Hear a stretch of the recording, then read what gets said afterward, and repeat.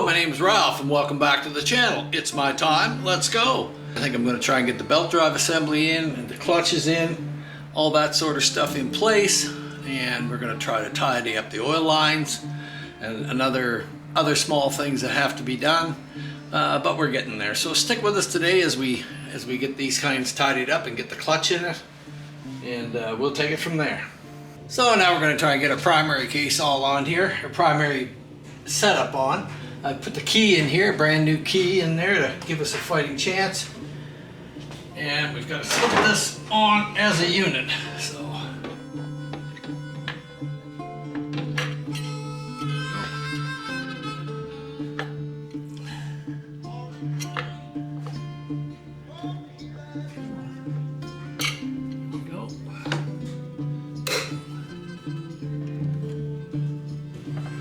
there we go.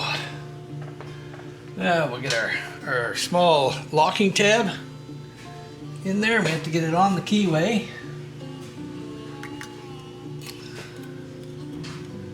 Yeah, we're going to put a little red Loctite to it. A little grip. And it's important to take note of where the tabs are right now. Because when you go to tighten it up, you want the tabs to stay there with the key into the slot. It's very easy for it to spin. That's an 1 1/8" socket, left-hand thread. See if we can get it in there without it moving. I know I'm into the key slot, so feels like it's all right. Let's put our tool on.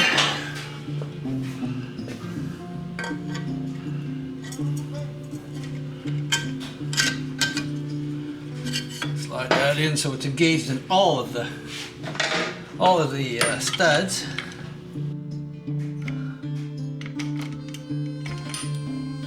Looks okay.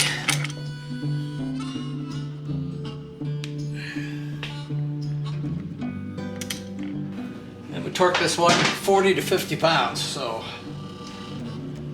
50. Again, left-hand thread.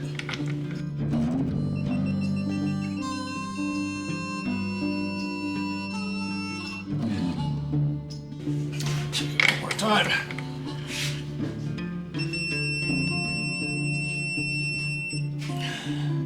Now we've got to get in there and bend a few of them tabs up. Just got to get these tabs bent up.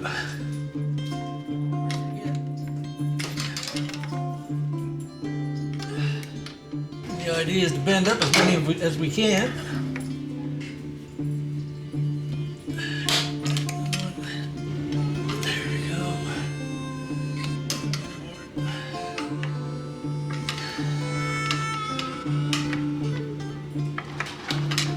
There we go.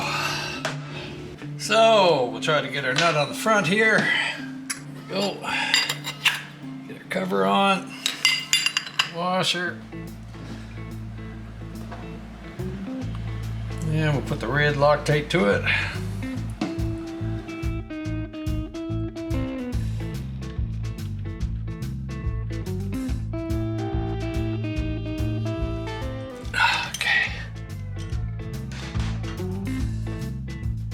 And we're going to torque this one to 100 pounds.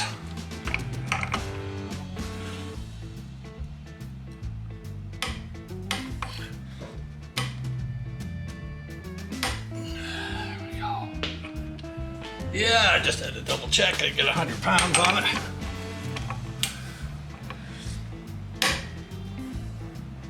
There we go. That should do it. That off. Pressure off. There we go. And last but not least, we need our little, and we're not to forget our little small end of the push rod in here.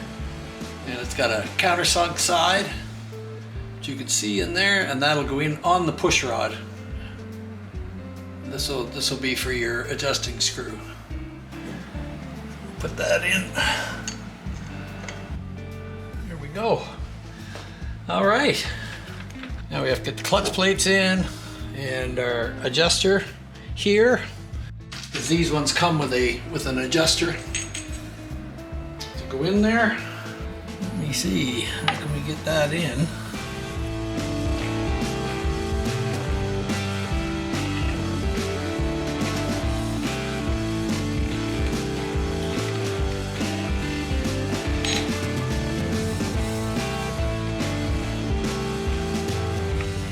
It ain't 1/2 inch and it ain't 9/16. What do you suppose that is in there? Well, that's got me buggered now. Jesus. What do you suppose that is? It ain't a 13, it ain't a 1/2 inch, and it ain't 9/16. Yeah, well, we'll have to find something that fits that, maybe an adjustable or something. It's sort of strange that they give you something like that that fits nothing. Just a four hexes on it.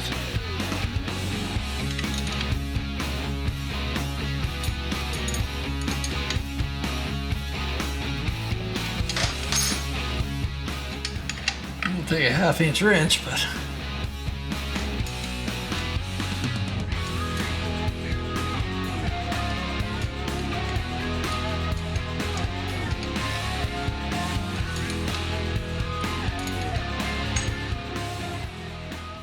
gotta make sure that it's not going to bottom out and try to screw into the back of the primary case.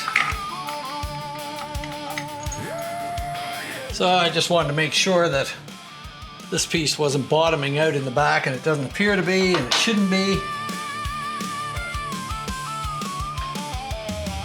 It's some close.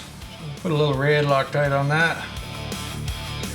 Put it back in. Get it started. Today's the day the drive system begins. We're hoping for success. We really need a win. So many small pieces need to be set tonight. Fit this tight and that we are making it right. Slide the pressure plate on, 5 studs all in line. We adjust the spring tension, making sure it's just fine. Measure all around, don't be fooled on sight. Keeping it all even, make sure it's a delight. You just got to love it. Okay, so that's our primary case. Next thing we're gonna do is put the clutches in it, but it's the end of the day, so I won't be doing that today, but we will be tomorrow. We get the clutches in it, and I guess we gotta get a battery in it so that I can turn it over, and I want to make sure that my starter assembly and everything's working right. I have a small half piece here that I can put on here. I'll go in and I'll bolt it in, and that way I can look in through here and see what's going on with the starter drive in there to make sure that the spacing's correct. But other than that, we're getting down to it. We're getting a lot of little things tidied up, so I'm feeling good about that. But I don't want to put the primary case on until I know I have engagement there. So I guess I'll have to charge a battery up for that, but in the interim I also have to put exhaust on it, and I'll have to put all the racking on so that I can make brackets for the exhaust pipes, because there's nothing made for these. So, but it's been productive.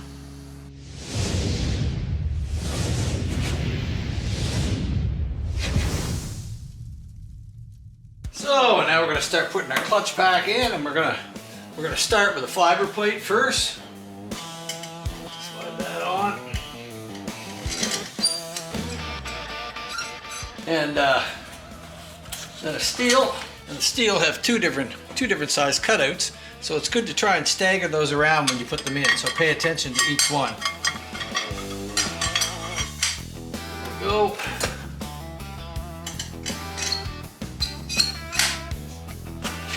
Steel. We had the wide one on this, so we're going to go up and put the wide one on this one this time.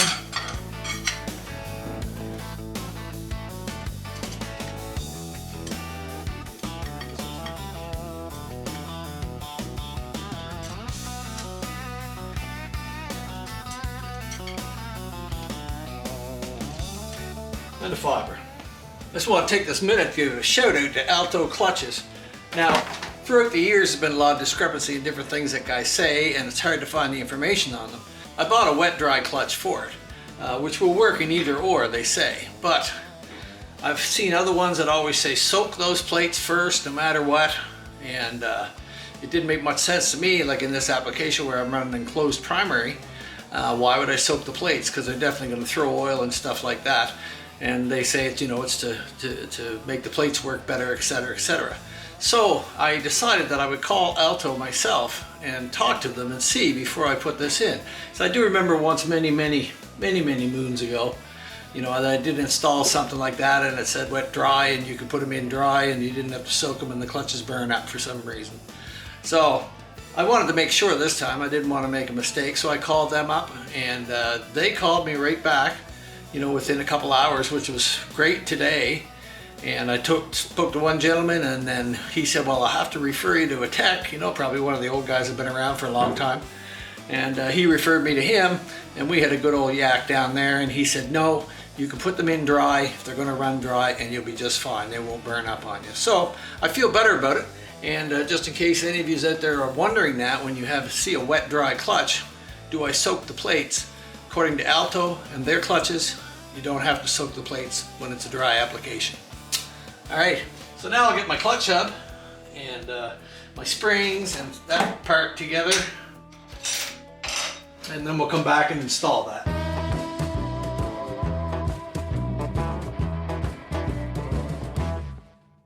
So we've taken our original pressure plate there, and I've wire wheeled the whole thing off, washed it out with brake clean. We've taken each of the springs off and wire wheeled all the springs, then blown them out, sprayed them out with brake clean, then blow them out, and we've assembled it like this to get ready to go in.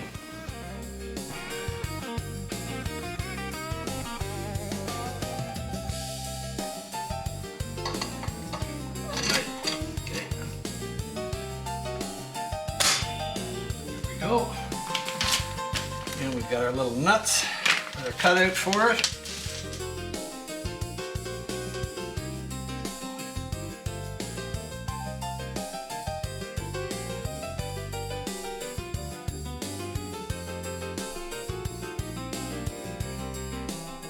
I got 6 9/16 ones here, and I don't have a 1/2 inch one. I guess it's a good thing because that's what I need.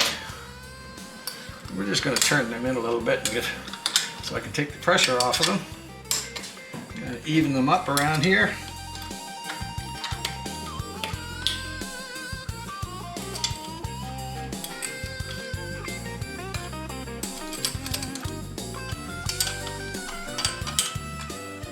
Now most of these are set, I believe, at 15/16. That would be a long ways in there, so I just want to check a couple things first.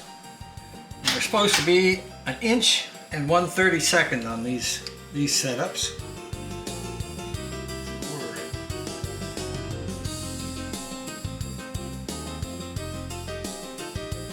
We're way out, way out.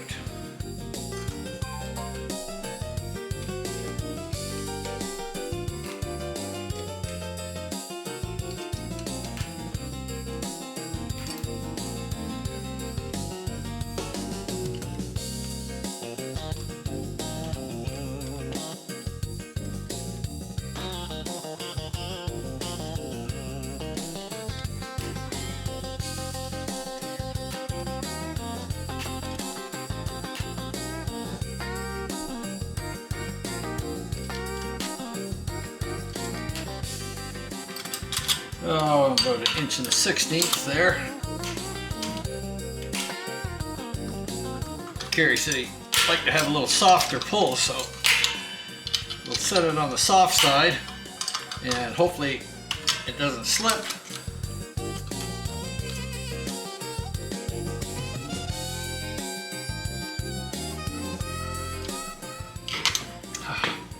I can crash bars. Crash my head into them. What they're good for. Oh, I'm just going to set my caliper there.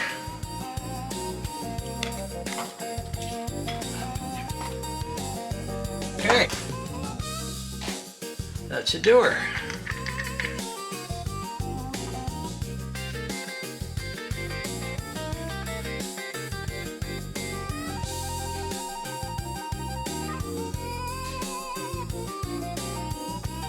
All right, check my other settings. So now we back the cable off in there so that the cable, there's no tension on it at all. And we can screw this screw in. I can feel my arm moving here. Make sure that we're backed off all the way. Turn it in just till it touches there. We're gonna bring about a quarter of a turn and lock it.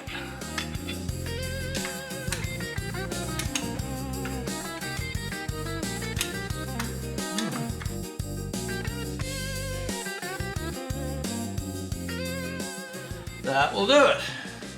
Now we take up all the slack. I'll have to go around the other side, take up the slack in the cable. So now we've got a little bit of play in our clutch handle up here.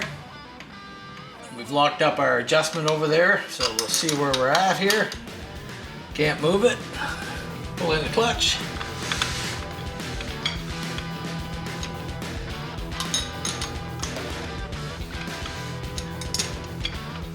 And everything's dry, so but we've got good disengagement there, but it's not too bad. Probably have to be adjusted again after it's been out for a drive and stuff, and once the plates start to seat in. But we've got everything in place now and we're looking good. So, we're getting down to it. We've got a little bit of an issue up here with the engine hitting, so we're gonna have to tip that over a little bit. To try to alleviate that. I have to charge my battery up so that I want to try my starter and make sure everything's engaging like it should. I've got this little half cover that I made that I can put on here and bolt it on with the gasket. And then I can look in here and I can see where I'm supposed to be, and I'm just looking in there now, and I got a little bit of play in there. So it's not hard in against it there, but the gasket will come out. We'll bring it out a little bit farther. So we'll have to check that. So now we're down to a lot of the small things. We got the racks on so that I can put the battery in the other side and start to fabricate the mounts for the exhaust and such that we got to do. So we're coming.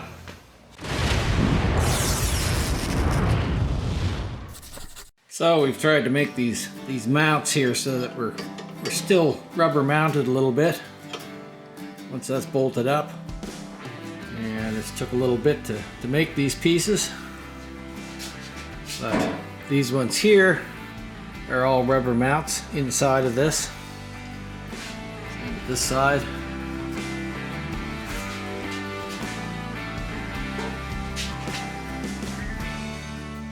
The rubber mounts up in there.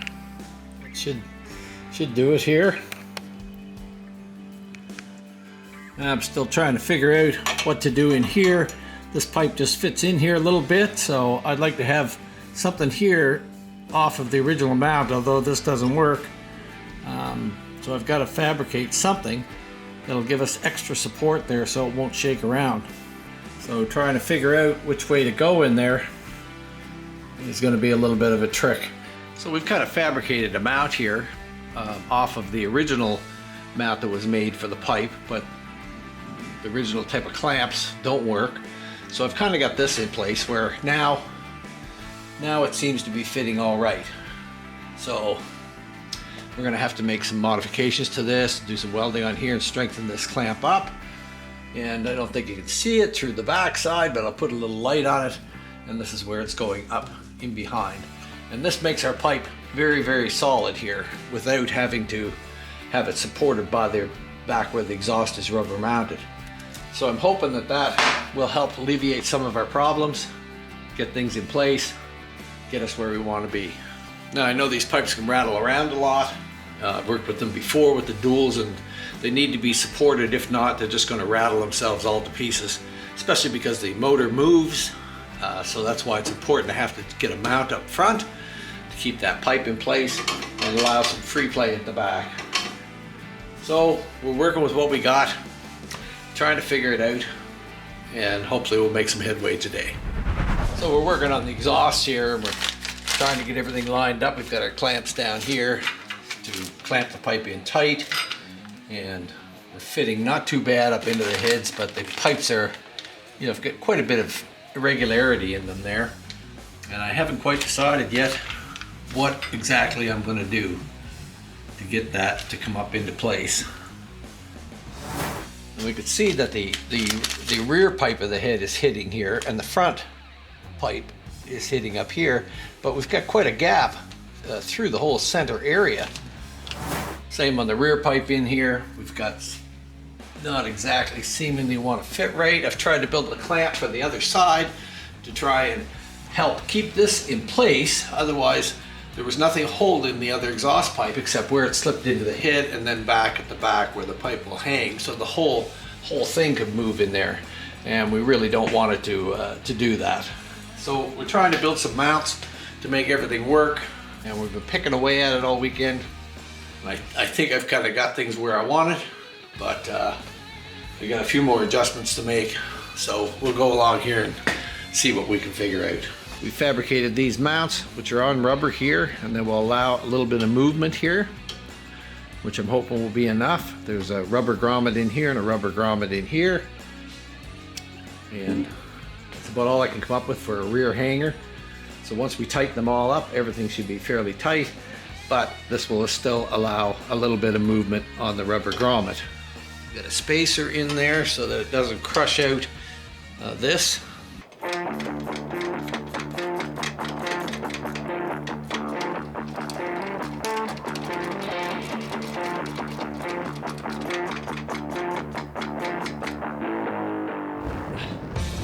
That's tight. We need to tighten this top one.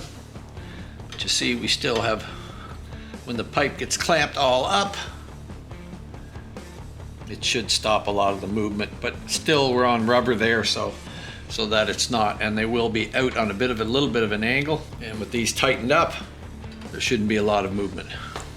And we're just putting a little coat of silver paint on a lot of our small pieces, these little hangers, and this is the custom bracket that I made for going on the exhaust now. And these are little hangers there, so we're just putting a few coats of paint on them, and you know, just trying to pretty them up a little bit and keep them from rusting. Lots of little pieces. My parts have sat overnight there now, and I think everything seems like it's dried out good. We're going to put our rubbers back in these little pieces, and we've got these ones for down below, down hanging things off. But in any case, you know, they're not perfect. I'm no big painter, but it would look better, a lot better than just an old piece here that will rust up, and it will keep them from doing that. So every little bit helps. So today we'll see if we can get them on the bike. So now we got the rubbers installed, so the bolts will go through those, and this will give a little bit of play in there, so it won't be rigidly mounted, I'm hoping, and it also gives it a little bit of this. So it's about all I can figure out to put in there. And we've got this backing plate that I had, which is an Evo type, but it will bolt onto here. And all we had to do was make a custom mount back in here to support the carburetor like an original one. So I fabricated that up. So that should solve our problem with the S&S mount there.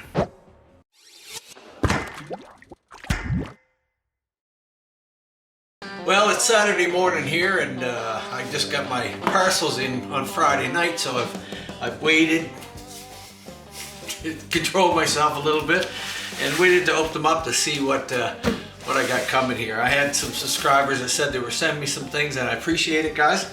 And I'm looking forward to seeing what's in these packages, so I just thought I'd share it with you. It's one of the things that's fun about YouTube. You never know the people you meet all over the world and you talk to. I know just today I was answering comments from guys from Italy and from guys from Australia that are watching the channel. Guy says every Saturday morning he watches. You know, it's great. I find that terribly exciting, and thank you guys for letting me know. So, let's see what we got. And this is coming from Mr. John Smith. Well, thank you, John. I recently did a 3-speed transmission for John, and he's working on his latest project. It's going to be a older shovel with a sidecar, and he needed the transmission rebuilt, and I was glad to help him out and be part of the story as it goes on.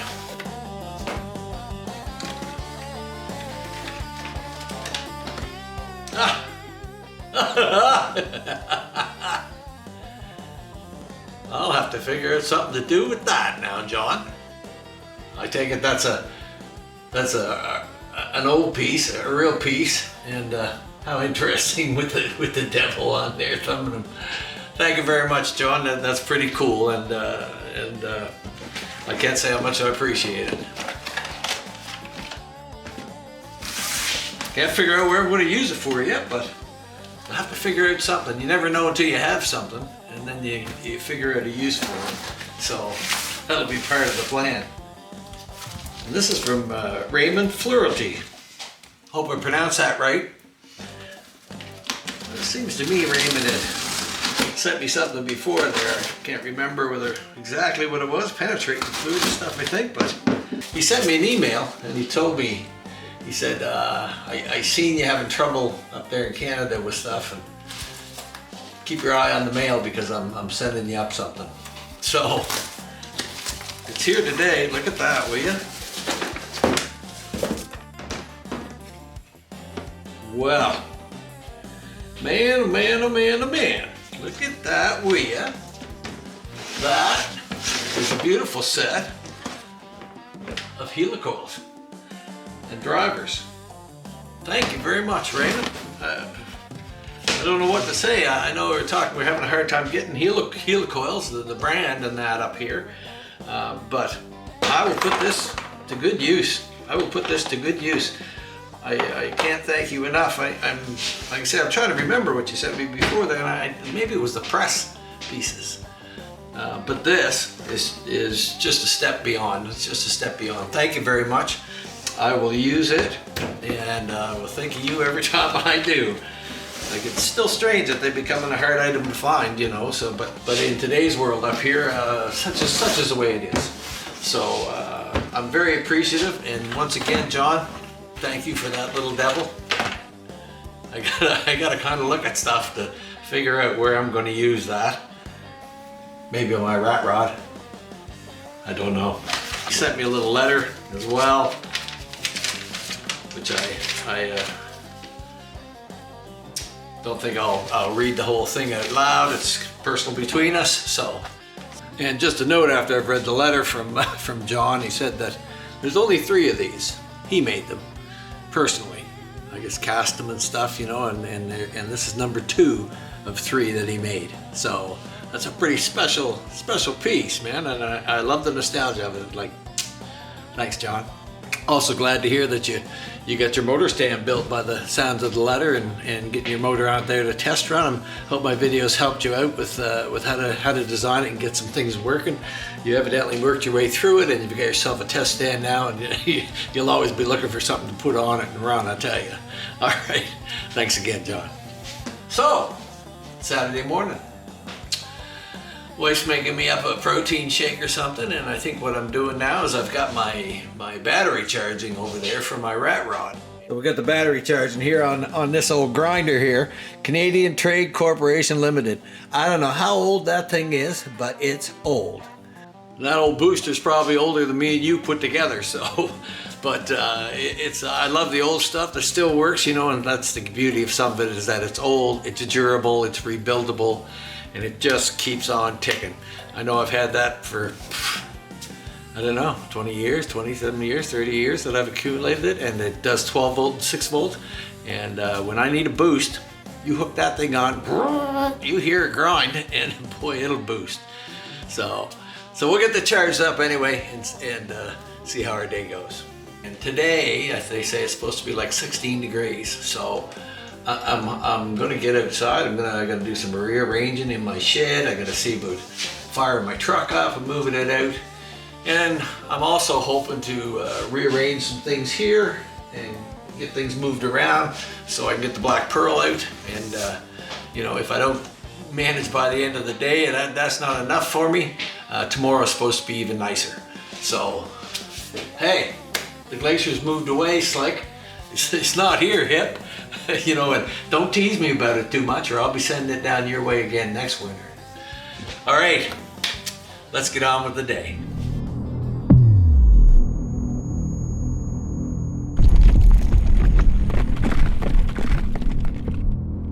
So the problem we've been having is that the coil, if you slide it up in here, we've barely got any clearance here. And it sort of worries me that there's only that much clearance because the motor will move. But on top of that, it's too wide and it hits the gas tank here. So I had gotten a Dyna coil, which I thought, you know, we'll go back and run the dual fire. But when I tried to put the Dyna in, well, it's 3/4 of an inch and it's 60-70 thou bigger than any coil mount. Huh. So I can't get that in there. So I've had to go back and build the mount in behind to try and make it work. And I've ordered some raw plug wires material from Taylor plug wires and some ends. I'm going to make custom wires to go from the rear up to the front.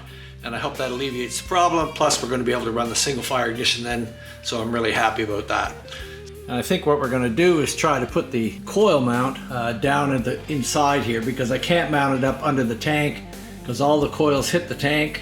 So we're going to try to fabricate something to go down inside here, and I'll have to make some custom wires that'll reach up to the front.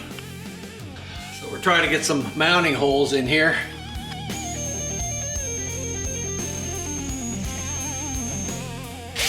There we go. All right.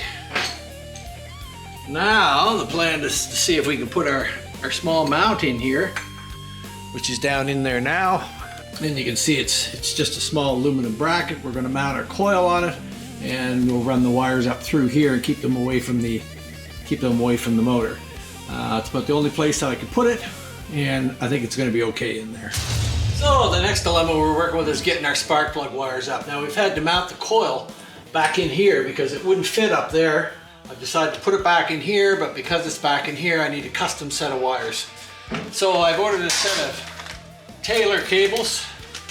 It's a kit, comes from Taylor, which are good quality wires. I waited for it and waited for it. Nothing goes smooth, and when you order it, it's supposed to be 58 inches. That's why I ordered it, and it's not what it is. I'm trying to make the best of a bad situation. I ordered these wires. These Taylor wires, I paid good money for them. They're supposed to be a universal set, 58 inches long. They're not, they're 38. And because of what I got going, they're too short. So fortunately, I did have one good Taylor wire, another one that I can use for the rear cylinder. And I'll make what I have to out of this to go to the front cylinder. They measure 7.5 millimeters. It's supposed to be 8s. They're written on them 8s, but 38 inches instead of 58 is a rip-off. You know, I ordered them specifically because of the length. They were supposed to be a universal fit. You just can't trust anything anymore, even if you think you're ordering a good brand name. Why advertise them at 58 if they're 38? I could go through the hassle of sending them back and trying to do all that crap. That'll get you nowhere. So we'll just move ahead with what we got. I bought a new crimping tool to make sure that things would be crimped properly. It's just super annoying. Super annoying. On the bright side, my crimping tool works good. Now, if I can get this back down in there the way I want it, that'll be one end, and I can go check the other end. Okay. So now I just have to go check the length, cut it the length that I need to go to my front cylinder. Hopefully we'll be all right. It's super frustrating. Super frustrating. Anybody else run into this? You order stuff to make spark plug wires and they don't send you the right shit? I'm telling you, the world's gone to hell in a handbag. Really, it really has. It really has. When I can't buy a quality product from somebody to list what they are, there's a problem. There's a definite problem. So now we're just trying to get some wiring done and get some things hooked up. I've got my spark plug wires now made, so I got through that dilemma. And now we're just trying to put our ends on. I'm gonna buy our green for our tack wire. The big end, don't I? I need the one that fits into this. Yep, okay. These little steel ones are hard. Hard. Okay, that's gonna take care of my tack wire here. So I'll be able to connect and disconnect it. So I'm just gonna go along and do that here. I've got to hook up my coil wiring and make sure I get it right so that I'm firing on the right cylinder, and the rear and the front are single fire. So it's gotta be in the right order. So I'm just gonna go along and do it, but that's what I'm at right now. So we had it in there the first time on the brackets, and I've had to make an extension bracket about that long. I contacted Kerry because I wasn't sure, and I thought that these FLTs at the seats, underneath there was pieces that sat down and hit on here and hung down in there, and I wanted to make sure that I didn't have any interference. So I just laid a ruler across here, and I got some measurements from Kerry, which were 2 inches, and I'm down below that, just below it, so that we shouldn't have any interference at all. So I think I'm going to be okay there. Always pays to check, because I had it up a couple inches higher there and thought about it afterwards.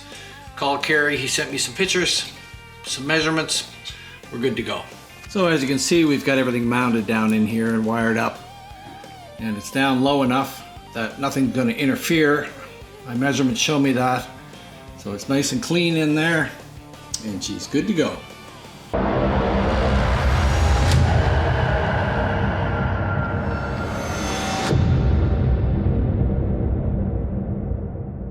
So if you enjoyed this video today, like, subscribe, comment, do those kind of things. It helps us to grow. As you can see, we got a few other things done. I got those parcels in from some guys, which was very nice of them to send them, and I thank you again for that. And I've got the black pearl out. The weather didn't warm up like we wanted to. It stayed cold here, so being a wimp that I am, I didn't get out because I like the nice warm weather. But the trike is sitting here. She's good to go, and as soon as it warms up, we'll be going out for a ride. Also, be sure to check out my brothers down south, Hippie's Chopper Corner, Slickheads Custom Cycles.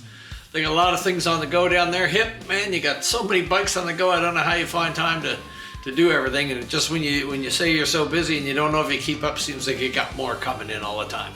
So check out Hippie at Hippie's Chopper Corner. If you like choppers, that's the place to go. Home of the sketchy chopper and the stock frame killer. And check out Slickheads Custom Cycles. Slick's got some beautiful antiques, and he's out doing stuff, and Dirty Dave's back on the bike riding. It's great to see. So check those boys out. Hippie's Chopper Corner, Slickheads Custom Cycles. I did manage to put together another little song on the end there this week. So for those of you that are interested, I do see that a bunch of you are still watching it and enjoying it, and I can tell from the comments that you're enjoying it along with me. And it'll be a great thing for Kerry when the bike is all finished. He'll have a collection of these from each week, and it'll really give you the story of Josephine and how she come along and got built. So, with that being said, I'll see you next week. Here's the weekly song.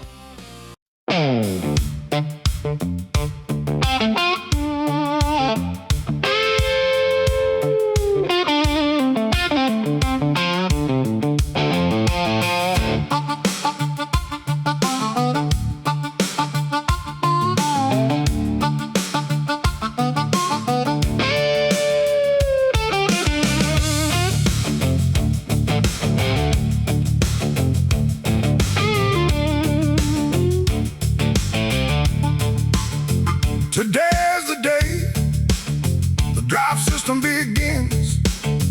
Hoping for success, we really need a win. So many small pieces need to be set tonight. Fit this tight and that we are making it right.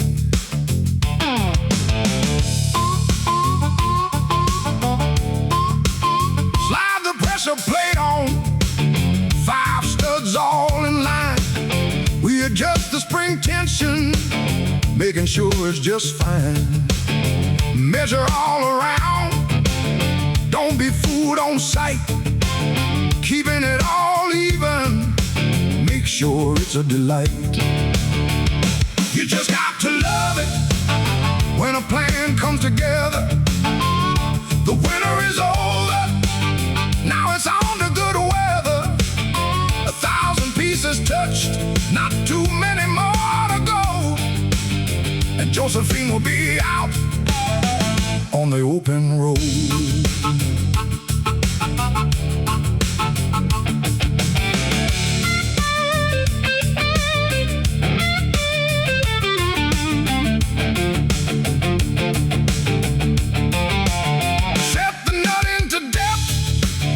She's got to be tight.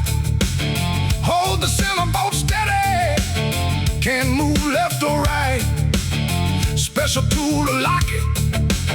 Make sure it can't move. Screwdriver to the center. When it's right, we can't lose. When there are no parts to get the exhaust up right. Take time to make mounts to be sure they stay tight. Small rubber grommets will allow them to move. So when the rubber mounts rock, there will be nothing to lose. You just got to love it when a plan comes together. The winter is over, now it's on to good weather. 1,000 pieces touched, not too many more to go.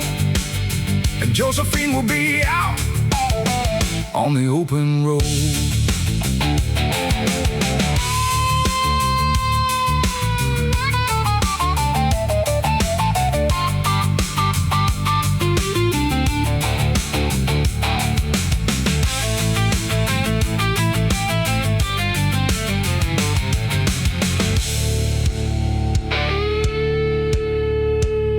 It always seems there's something that just doesn't go smooth. New coil needs to mount, but it's not very cool. It will hit the tank if it goes where it should. I've tried another coil, but the mount was no good. So under the seat is where she will fit. Bought some custom wires, but they weren't a hit. I ordered 54-inch, but they were not that at all. I might as well went out and just bought them at the mall. You just got to love it when a plan comes together.